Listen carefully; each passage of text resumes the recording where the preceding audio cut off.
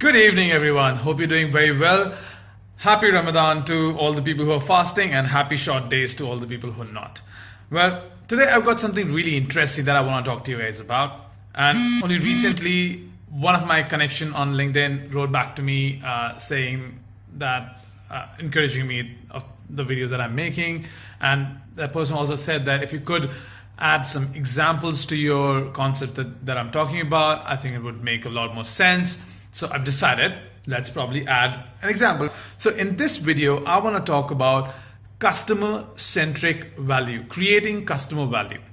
Now, before we get into a great example that I've got for all you guys, what I want to first talk about, a little bit of anecdote and story what I've seen and what I've faced in my personal life, and then we will segue into the example, the sort of a case study that I've got for you.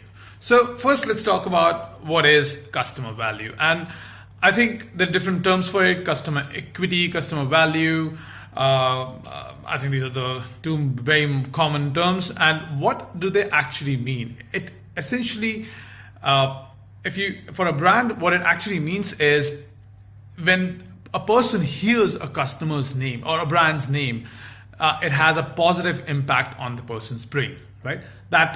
That impact is what you're trying to create, and when that happens, the customer is more inclined towards the message that you are saying. So a great quote on customer creating customer value, and what would it probably mean at the end of when you have created a great customer value, is when your customers return and your products don't, is just a great way to sort of put this entire concept in place, right? When your service and your product is and when you deliver it such great quality that people return and not the products or the complaints. So I think that pretty much sums it up.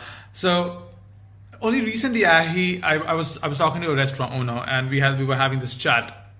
And I asked them, it was a great restaurant, by the way, they had. And I asked them, why do you think your customers should repeat? And immediately the person replied, because we have great food. And it was that moment I felt there was something missing. I think there was a big picture missing here, because what the person was focusing on, food, which is probably half of the story. And I know food is extremely important. You go to a restaurant to eat food.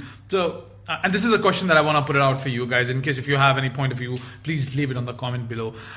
Do you think going to a restaurant is purely a physical need? If it was, then food would be the answer for all the customers' trouble, right? But I think, from my perspective, I think it is.